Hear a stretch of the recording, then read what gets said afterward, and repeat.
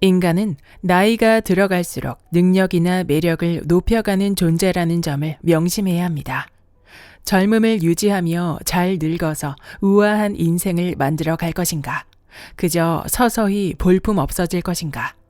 이것은 인간의 나이 들매 특징을 아는지 모르는지, 그것을 어떻게 살릴 것인지에 달려 있습니다. 성공적인 나이 들매 이론은 인생의 어느 시점에서든 적용할 수 있습니다. 이 책을 읽고 오늘부터라도 의식을 바꾼다면 분명 성공적인 70대, 80대가 당신을 기다리고 있을 것입니다. 안녕하세요. 따뜻한 책 한 잔입니다. 오늘 여러분에게 읽어드릴 책은 심리학자가 들려주는 우아하게 나이 드는 법, 지은이 우에키리에, 옮기니 김슬기, 발행 유노북스, 발행일 2021년 12월 3일입니다. 나이는 어린데 마음이 노화한 사람이 있는가 하면 나이가 들수록 마음에 생기가 넘치는 사람이 있습니다. 이는 각자의 사고 습관, 감정을 다루는 방식, 생활 습관 등에 의해 비롯됩니다. 여기서 심리학 연구가 활발히 진행되고 있으며 이러한 사고방식을 가리켜 Successful Aging, 성공적인 나이듦이라고 칭하며 현재 심리학계에서 큰 주목을 받고 있습니다. 누구나 우아하게 나이 들고 싶어 합니다. 하지만 누구나 우아하게 나이 드는 것은 아닙니다. Successful Aging을 아는 사람과 모르는 사람의 차이입니다. 이 책이 당신의 안에 잠들어 있는 우아함을 일깨우고 그 우아함으로 당신의 나이와 인생까지 빛나게 해줄 것을 기대하고 또 기대합니다. 그럼 지금부터 본문 일부를 낭독해 드리겠습니다. 배움에 대한 흥미와 열정이 사라질 때. Q. 해외여행을 위해 친구와 시작한 영어회화. 꽤 시간을 들여 배우고 있는데 생각만큼 실력이 늘지 않아 흥미를 잃게 되었어요. A. 나이가 들수록 노력보다 방법이 중요하다라고 생각을 바꿀 수 있는 사람은 사물에 대한 흥미나 호기심을 잃지 않습니다. 사람은 두 가지 타입으로 나뉩니다. 하나는 물량 타입, 다른 하나는 전략 타입입니다. 언제까지나 마르지 않는 호기심을 지속할 수 있는 사람은 전략 타입의 사람입니다. 물량 타입의 사람은 늘 노력의 양이 부족해, 연습 횟수가 적어 하며 분량에 신경을 쓰는 노력형입니다. 예를 들어 이들은 친구나 가족에게 장미꽃 한 송이를 선물했는데 별로 감동받지 않은 듯하면 다음에는 20송이로 늘려봅니다. 그래도 안 되면 30송이로 늘려보는 식이죠. 또한 3시간 공부해서 좋은 점수를 받지 못했다면 다음에는 공부 시간을 6시간으로 늘립니다. 야구를 하는 사람이라면 시합에서 졌을 때 야구 방망이를 수백 번 휘두르며 분량이나 연습량을 중시할 것입니다. 근면하고 근성이 있어서 몇 번이고 움직이고 반복하고 끈질기게 교섭합니다. 이것은 전후 고도 성장기를 지탱해온 사람들에게 많이 보이는 경향이라고 생각합니다. 이런 타입의 사람들은 젊을 때는 힘이 넘치기 때문에 얼마든지 극복할 수 있고 크게 성공하는 경우도 적지 않습니다. 그러나 나이가 들면 체력 등이 저하되면서 점점 그 방식만으로는 힘에 부치게 됩니다. 이를테면 재활만 해도 그렇고 새로운 취미에 도전하는 것도 그렇습니다. 일단 노력하자. 노력의 양을 늘려나가보는 거야 하는 마음만으로는 잘 되지 않습니다. 마음만큼 몸이 움직이지 않아 흥미를 잃게 되고 지속하기 위한 동기부여도 호기심도 뚝 떨어지게 됩니다. 따라서 나이가 들면 전략 타입으로 전환할 필요가 생깁니다. 전략 타입은 분량이 아니라 방식을 어떻게 바꿀 것인가 하는데 관심이 많은 타입을 가리킵니다. 그들은 장미꽃을 선물했는데 상대방이 별로 기뻐하지 않았다고 해서 그 수를 늘리지 않습니다. 그보다는 타이밍을 바꿔볼까? 다음에는 먹을 것을 선물해볼까? 여행을 좋아할지도 몰라. 처럼 다른 방법에 대한 생각으로 머릿속이 가득해집니다. 공부처럼 무언가를 배우는 일이나 취미가 마음처럼 잘 안 될 때에는 여러 번 반복하고 노력하기보다는 책은 집이 아니라 카페에서 읽어볼까? 음악을 들으면서 해볼까? 복습은 걸으면서 머릿속에서 정리해볼까? 처럼 자신이 기분 좋게 할 수 있는 전략을 하나둘 생각해내고 바꿔보는 것을 추천합니다. 나이가 들수록 분량에 집착하는 것이 아니라 요령이나 방식을 바꿔서 시도해보는 것이 중요합니다. 이를 습관화하면 좋아, 다음에는 어떤 방법으로 해볼까 하고 방법을 찾아내고 궁리하는 습관이 들어 게임처럼 즐길 수 있게 되고 체력 소모 없이 흥미가 지속됩니다. 사람은 원래 다면적이고 복합적인 존재이기 때문에 우리는 누구나 나이가 들면서 어렸을 적부터 만들어온 본래의 인격과는 멀리 동떨어진 곳에 가면과 같은 성격을 만들어 갑니다.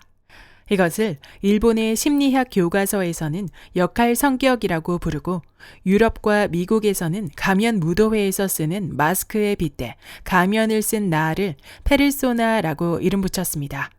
참고로 페르소나라는 말은 성격의 어원입니다.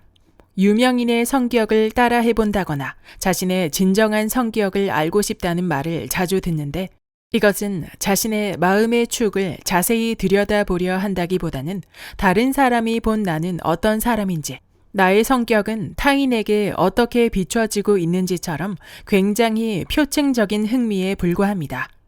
40대 정도까지는 대부분 이 페르소나를 비교적 여러 개 갖고 있습니다. 아니, 가질 수밖에 없다고 말하는 편이 맞을 것입니다. 어떤 때는 상사의 페르소나, 어떤 때는 부하의 페르소나, 직장에서도 가정에서도 여러 종류의 페르소나를 요구받기 때문에 그때마다 영업맨, 홍보맨이라는 가면을 쓰고 아빠 혹은 엄마라는 가면을 씁니다. 또한 다른 학부모들과 함께 할 때나 회사의 회식에서 흥에 겨울 때 등 상황과 장소에 따라 발빠르게 페르소나를 탈착해야만 합니다. 언뜻 너무 힘들고 지칠 듯 하지만 사실 젊을 때 강한 마음을 유지할 수 있었던 이유는 내키지 않아도 여러 개의 페르소나를 갖고 있었기 때문입니다. 이런저런 페르소나를 탈착하는 것은 곧 마음의 여유를 갖는 것과 마찬가지인 셈입니다. 예를 들어 지금은 회식부장으로서 바보 같은 짓을 하고 있지만 집에 돌아가면 아이들이 나를 기다리고 있을 거야. 아빠 어서 와 하고 달려와 안길지도 몰라. 그러니까 지금 이 순간을 극복하자 하고 생각하는 것이죠. 저는 심리학자지만 예능 프로그램에 출연하기 때문에 일반 예능인처럼 무안이나 조롱을 당하는 것도 제 역할일지도 모릅니다. 하지만 괜찮아. 이게 끝나면 학교에서는 학생들이나 연구자들이 나를 존경의 눈빛으로 바라볼 것이고 녹화 시간 따위는 신경 쓰지 않고 열의를 다해 논의할 수 있을 거야 하며 완전히 다른 페르소나로 살아가고 있는 셈입니다. 이처럼 페르소나가 여러 개 있으면 지금 하고 있는 일이 잘 풀리지 않아도 괜찮을 거야.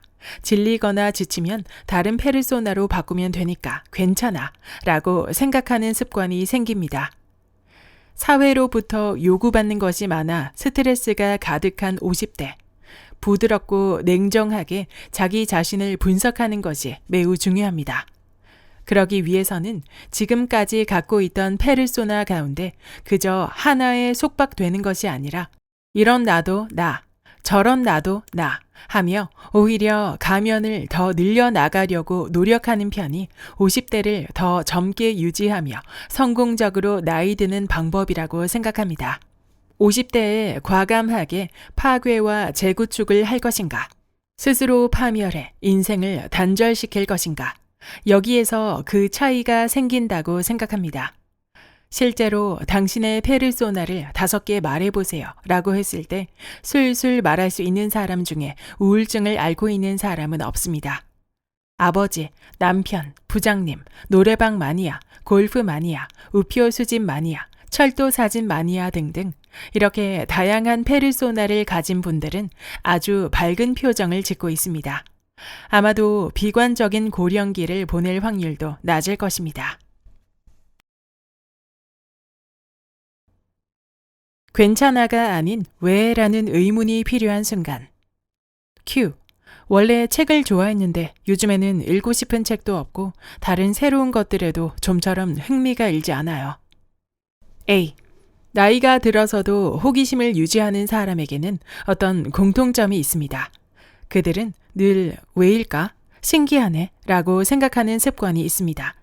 TV를 보거나 책을 읽거나 친구와 가족과 대화를 할 때 그저 멍하니 흘려듣는 것이 아니라 적극적으로 왜 그런 거지?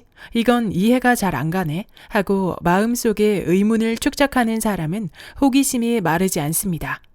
이 비판적 사고는 젊을 때에는 누구나 왕성하지만 나이가 들수록 점차 옅어진다고 할 수 있습니다. 사람이 둥글둥글해진다라는 말처럼 나이가 들면 성격이 온화해지거나 다른 사람을 용서할 수 있게 되는 좋은 면도 있지만 그만큼 호기심이 옅어지고 아무런 열의가 없어지는 부작용도 있는 것이죠. 뉴스나 신문을 읽을 때도 일일이 신기하게 여기며 왠지 이상하다고 딴지를 걸고 남의 흠을 들추는 사람은 조금 더 찾아보자며 다른 책을 더 읽어보거나 다른 사람에게 물어보거나 인터넷에서 검색을 해보거나 강연회나 세미나를 들으러 가는 등 부지런히 모아온 불가사의를 해결하기 위해 매우 활동적인 인생을 보냅니다. 만약 당신의 가족이나 배우자가 뭘 해도 재미를 느끼지 못하고 호기심이 사라졌다고 말한다면 이렇게 말해보세요. 왜일까? 희한하네 라고 말이죠. 예를 들어 요리가 잘 안 됐을 때 꽃이나 채소를 심었는데 제대로 꽃을 피우지 않았거나 열매가 달리지 않았을 때 등 괜찮아, 충분히 잘하고 있어, 다 이런 거 아니겠어? 신경 쓰지 마 등과 같이 흘려버리면 상대의 호기심이나 탐구심은 거기에서 멈춰버립니다. 그러지 말고 어라, 이상하네. 그때는 정말 잘 됐었는데. 희한하네. 이것은 연구해볼 가치가 있겠어. 아버지답지 않네. 요령이 잘못된 걸까? 하고 상대가 다시 한번 도전하고 싶어질 법한 말을 평소 다양한 상황에서 계속 해주세요. 그렇게 해서 비판적인 사고를 유도하는 편이 어떤 때든 안이하게 위로해주는 것보다 좋아, 다음에는 꼭 해내겠어 같은 동기부여와 호기심을 일깨워 젊음을 되찾을 가능성이 커집니다. 부정적인 생각에 사로잡혀 모든 의욕을 상실할 때 Q. 뭘 해도 왠지 모르게 의욕이 없어요. 앞으로 마주할 연금 생활이나 건강 문제를 생각하면 긍정적으로 새롭게 무언가를 할 의욕이 일지 않아요. A. 인생은 뭐든 긍정적이어야 행복감이 높고 그런 사람은 몸도 마음도 젊은 법입니다. 하지만 부정적인 감정이 든다고 해서 무리하게 긍정적인 감정으로 바꿀 필요는 없습니다. 그럼 오히려 괴로워질 것입니다. 누구나 때로는 이유 없이 우울해지거나 슬픈 일을 겪어 어두운 감정에 사로잡히는 법입니다. 당연합니다.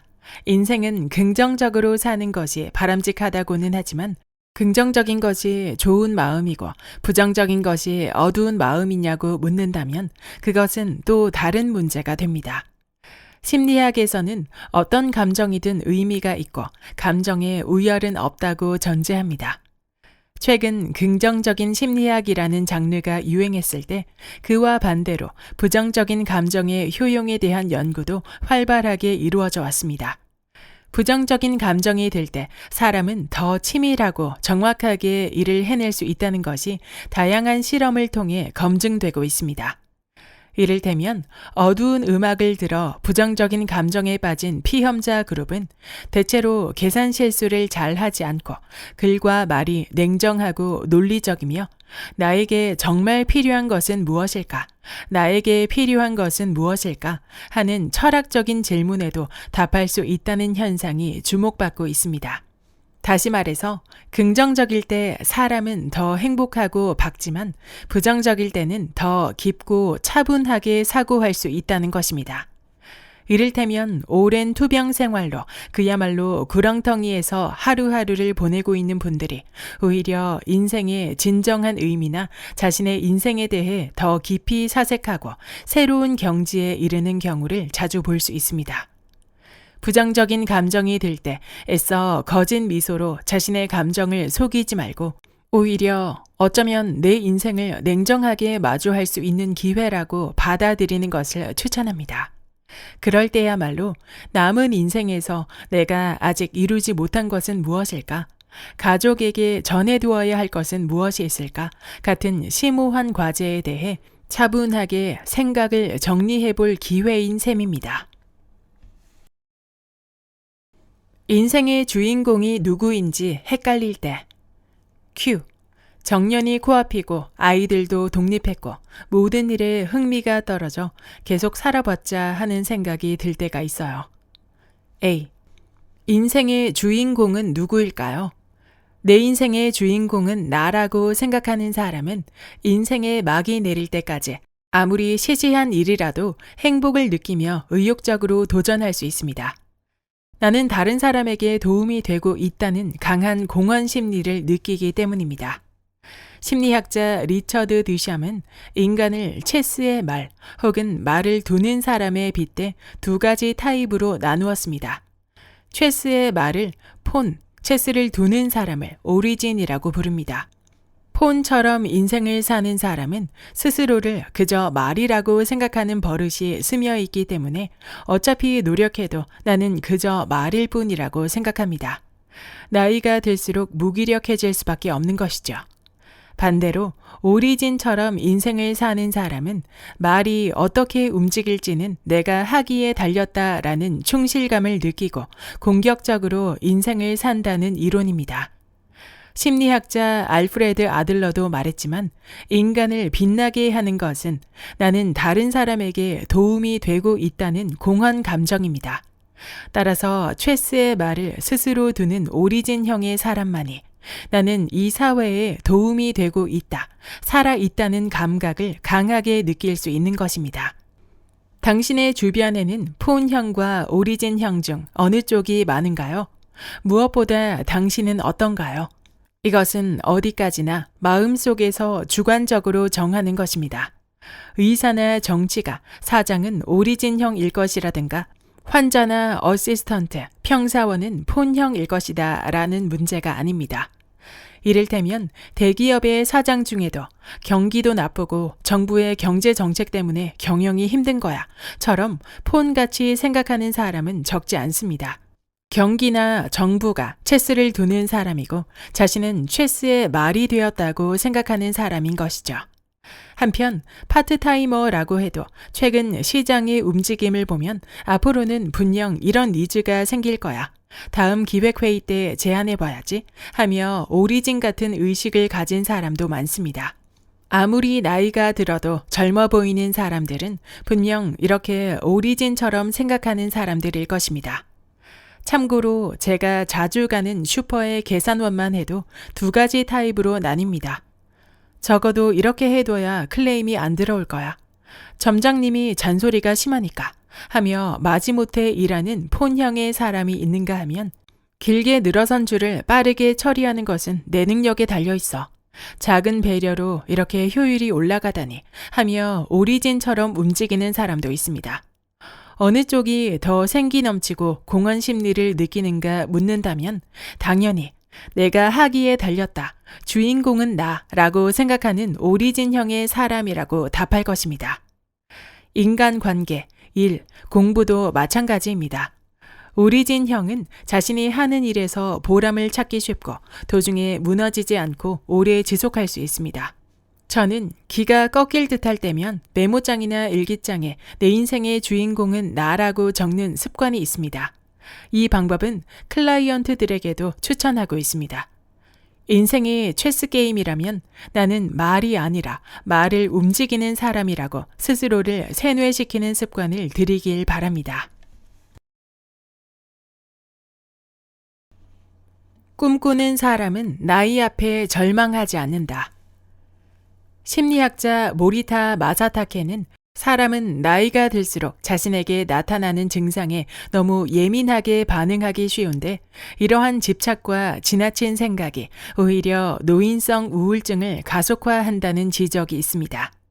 이때의 집착이란 몇 시에 무슨 약을 먹어야 한다거나 아무개 선생님이 이렇게 말했다 같은 고착 상태를 말하고 지나친 생각이란 나도 빨리 인원하지 않으면 고독사 할 것이다. 지금 당장 묘자리를 마련해야 한다 같은 생각을 말합니다. 모리타 씨에 따르면 이 두 가지가 주위를 맴도는 한 행복은 찾아오지 않습니다. 죽음이라는 피하기 어려운 규정을 향해 보잘것없는 일로 어지럽게 법석을 부리고 있는 것입니다. 이 책에서는 데즈카 오사무와 가츠시카 호쿠사이를 예로 들었는데 두 인물은 공통적으로 50대, 60대, 70대의 장래의 나이든 자신의 모습을 똑똑히 응시했습니다. 그렇기 때문에 이 둘은 목숨을 애석히 여기고 그 아쉬운 마음 때문에 생긴 정체를 알 수 없는 고향감으로 인해 마음을 더 활력 넘치게 하고 자신의 인생을 더 밝게 비췄던 것이 아닐까요? 사는 동안 완전히 연소했다고 고백할 수 있길. 안락사에 대한 의견은 사람마다 제각각일 텐데 저는 기본적으로 안락사라는 사고방식을 생리적으로 좋아하지 않습니다. 물론 본인이 바란다면 그 역시 하나의 선택일지 모르지만 적어도 저는 싫습니다. 병세가 무거운 병이든 뇌질환이든 마음의 노화든 이제 더 이상은 못하겠다. 나는 완전히 연소했다. 완전히 다 탔어. 라는 감각을 어렴풋하게라도 느낄 때까지는 최후의 목숨 한 방울까지 다 쓰기를 바랍니다. 주변 사람에게는 폐를 끼칠지 모르지만 피차 일반입니다. 지금까지 30대부터의 마음의 발달을 살펴봤듯이 인간이 태어나서 나이가 들어 죽음을 맞이할 때까지 마음의 성장이나 동요, 눈물, 번미는 무시무시한 것이기 때문입니다. 또한 저의 직업 특성상 정신적인 어둠이나 노화와 싸우면서 하루하루를 어떻게든 살아가는 인간의 모습을 보아왔기 때문일지도 모릅니다. 호쿠사이가 오른 경지까지는 힘들겠지만 인생은 매우 괴로운 것임에도 숨이 찰 정도로 열심히 살아왔기에 비로소 최후에 굉장한 업적을 남기거나 젊었을 때와는 다른 깊은 우애를 느끼는 등 전혀 몰랐던 자신과 만나는 아슬아슬한 연소감을 맛보지 못한다면 너무 아깝다는 생각이 듭니다. 초고령기에 접어들어 나는 다 연소했다 라고 생각할 수 있다면 그보다 더 성공적인 나이듦은 없으리라 생각합니다. 젊어서 병으로 고생한 분이나 정신질환으로 하고 싶은 일을 다 하지 못한 분, 사고로 손이나 다리를 잃은 분도 많이 만나봤지만 안타깝게도 저는 할 수 있는 일을 다 했어요. 이제 정말 더는 못해요. 그래서 감사해요. 라고 말하며 생을 마감하는 분들은 늘 온화한 얼굴을 하고 있습니다. 우리도 피할 수 없는 죽음을 향해 각 세대에 느끼는 행복이나 고민을 차분하게 곱씹고 맛볼 수 있기를 바라봅니다. 몸과 마음 어딘가에서 나는 그 나이를 전부 연소시켰어 라고 느끼고 눈 감을 수 있다면 아무리 부유하든 빈곤하든 또 아무리 외롭든 많은 사람에게 둘러싸여 있든 성공적인 나이듦에 성공했다고 할 수 있습니다. 여기까지 심리학자가 들려주는 우아하게 나이 드는 법의 본문 일부였습니다. 이 책의 저자 우에키 리에는 일본의 심리학자로 현역에서 일하며 다양한 저서를 집필했습니다. 이 책의 키워드는 Successful Aging, 즉 성공적인 나이듦입니다. 성공적인 나이듦이라는 시각은 주로 유럽이나 미국에서 활발하게 연구가 이루어지고 있다고 하는데요. 그에 반해 일본의 경우는 불행해지지 않는 법처럼 노화에 대해 소극적이고 예방적인 차원의 연구가 주로 이루어진다고 합니다. 우리나라 또한 나이듦에 대해 부정적인 시각을 가지고 있는 게 현실인데요. 이 책의 일부에서는 30대에서 60대까지 각 연령대별로 우아하게 나이 들기 위해서 알아두어야 하는 심리에 대해 명확하게 짚어줍니다. 일종의 발달 과업 같은 것이라 할 수 있는데요. 30대에는 A는 B다와 같은 단순한 사고에서 벗어나기, 40대에는 정체성을 찾고 자기 확신을 가지기, 50대에는 단정 짓지 말고 유연하게 생각하기, 60대에는 폭넓은 인간관계를 추구하기라는 주제로 연령대별로 풀어야 할 숙제에 대한 해답을 제시합니다. 임상심리학자로서 실제 환자들을 상담하면서 도출해낸 데이터가 담겨 있기에 매우 현실적인 조언들이 많았습니다. 2부에서는 성공적인 나이듦을 위한 마음가짐에 대해서 진솔한 조언을 하고 있습니다. 저도 독서를 하기 전까지는 노화와 나이 들매에 대해 부정적인 시각이 더 많았는데요. 이제서야 어렴풋하게나마 나이 든다는 것에 대한 성숙한 시각을 가지게 되었습니다. 그리고 누구나 아름답고 충만한 노후를 보낼 수 있는 것이 아니라는 것. 알차고 행복한 노후를 위해서는 결국 끊임없이 성장하려는 나의 태도가 그것을 좌우한다는 것을 다시금 깨달을 수 있었습니다. 100세 시대 진정한 어른으로 거듭나기 위해 꼭 가다듬어야 하는 마음가짐을 이 책을 통해 배울 수 있었습니다. 구독과 좋아요와 댓글은 큰 힘이 됩니다. 다음 영상에서 만나요.